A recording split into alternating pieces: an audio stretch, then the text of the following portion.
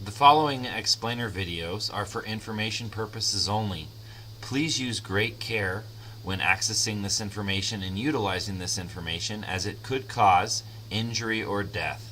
Always consult an electrician if you at all are confused or don't know what you're doing. Period. Consult an electrician. It's not worth your life. Hello, I'm Jeremiah Landy, and today I'll be talking about the control system that will be put in place in order to control EV chargers in a variety of different circumstances.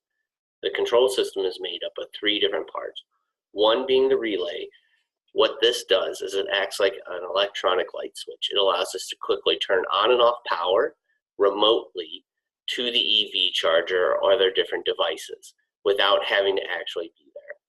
If we look quickly at how it is set up, the wires in the top with the squiggly lines are the lines in, and the wires at the bottom with the squiggly lines are the lines out. Those would be our 220 power going to the EV charger or to the 220 outlet that we would be controlling. Off this, we're pulling two legs of power into our power supply. So we have 220 coming in. Our onion cannot use 220. What our onion needs is 5 volts. So what this power supply does is it works anywhere from 110 to 240, and it steps down the voltage so that we could use it on our onion. So in this case, it's stepping it down to 5 volts. Then we're pulling our power off of that to the onion. The onion has a breakout board on it just for ease of use for us, which controls an on and off switch so you can manually toggle on and off, and has an LED on board so that you could see if it's getting power enough, which is a quick visual indicator of what the system's doing. On top of that, the onion acts as the main control board for the entire system, or the brain. So it connects to the wireless, it allows the app to connect to the system, and it controls the relay. So without this, the whole system would fail to function. So what the onion actually does is on the breakout board, we have GPIO 11 going over to the relay, which you can see right here, and ground going over to the relay as well. And what that does is that actually allows the onion remotely to turn on and off the relay so that we don't have to be at the system. This is the brain of the system, and this is how the control for the system work. Alright, so we've got one of the most basic charge station setups, but it's also quite powerful. And so I'm going to break down what may be somewhat complicated to some. Some might already be seeing how simple it is just from looking at this. But basically, it's got a power in, guys, and it's got a power out. The power out is the charging station in this case. But basically, that is all there is to it as far as the power in and power out goes. You'll see there's in this case there are 4 wires coming in. One is green, one is white. We're actually not even using the white, so I'm capping it off, so just ignore that one. The greens, as is with the light switch, all the greens in the box go together. Green going in, green coming out, all together, and then the box itself being grounded. So that demystifies quite a few already. Again, we've got the red coming in, we've got the black coming in. Each of those is one leg, so this is, in this case, it's 120 volts per leg. It'll be different depending on what country you're in, but the principles remain the same. And then we've got the AC to DC converter for our Onion Omega computer right here, our node.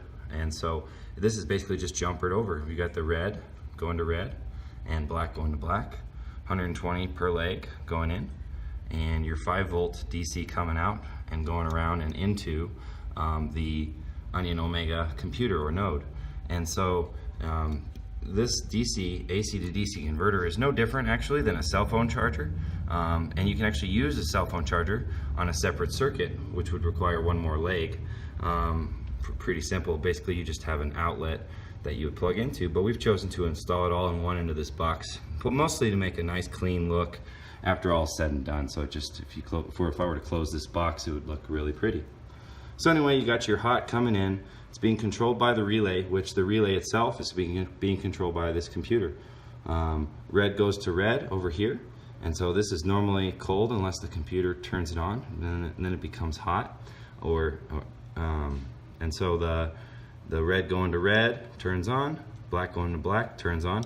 That's why we've got this special relay we've got for sale on the Charg Coin website, which allows for both of these legs to turn on at the same time and turn on slowly so it doesn't damage any of the equipment downstream of it. So I pretty much demystified it. Again, you've got your your ground, which all the greens basically just go together. This one being an extra wire. You got your red in, your black in, and you got your jumpers going through, powering that 5-volt DC, which itself is the onion omega, which itself powers that relay, and the relay turns on and off. Quite simple, you guys. Hello, I'm Jeremiah Landy, and today I'm going to be talking about taking the components we have and adding them into a pre-built box, or as some people know them as RV boxes, which can be found at Home Depot or Lowe's. What pre-built boxes come with is circuit breakers, which is shown right here. We're using 220 breakers and they're tied together. Typically the lines run directly from there right to the outlet, which is a 220 outlet. What they typically have as well is a neutral rail, which is represented by this white rail, and a green rail, which is represented by this grounding rail and grounds the box. What we're looking to add is our components in the middle of this. So we're looking to add a relay right here. And what that does is that acts as a giant remote light switch and allows us to turn the power on and off via the onion, which I'll get to in a second. So what we have here is we're pulling 2 legs of power off, represented by this red wire and the black wire to our power supply. So what this power supply does is it steps down to 220 volts to 5 volts, represented right here. That comes out and it gets fed into our onion, which we have plugged into a breakout board for ease of use. What that onion then does is that allows us to take that voltage and pass it back into the relay. The relay then is switched on and off. So what we're doing is we're passing it through GPIO 11 into the relay, which completes a circuit, closes that, allows power through. The onion acts as the brain of all this, or the control center. What that allows us to do is it allows us to connect the device to a wireless network so that then we can log on to it from a computer or other system. But most of all, it allows us to connect through the cloud with our app so that we're able to tell the device to turn on power and start metering it. So when people plug in their cars to the electrical vehicle charger, we're then able to monitor it and collect coins for that use.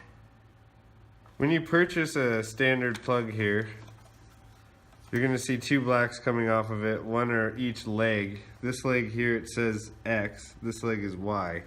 So it goes X, Y, X, and these are your main breaker panel here. So we're gonna make it look right to you guys, even though it comes this way standard in a box.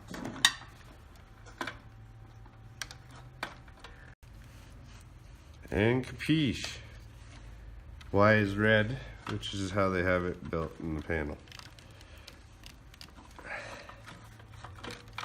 Hello, I'm Jeremiah Landy, and I will be talking today about integrating the components into a solution that has multiple voltages or multiple outlets. This could be an RV box that has a GFI component to it or an outlet, or if you're looking to add this into your home circuit breaker panel, more than likely you have multiple voltages, maybe supplying a refrigerator that's 220 and the rest of your house that is not. So looking at this diagram, I have a 220 breaker here that would typically have lines running straight to the 220 outlet.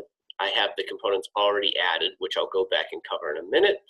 Our 220 outlet is also pulling a line from the neutral rail and a line from the ground rail.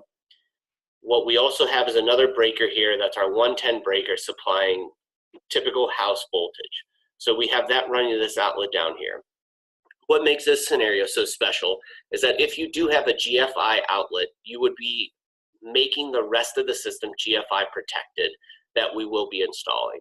The reason being is that we're pulling a hot off of that outlet to our power supply. So if this outlet pops, then it would shut down the entire system. So if somebody got water on the outlet, or it got wet, or they had an extension cord plugged into it running to something that fell in water, or any number of scenarios, then it would shut down the entire system, thus providing GFI protection quick and easy.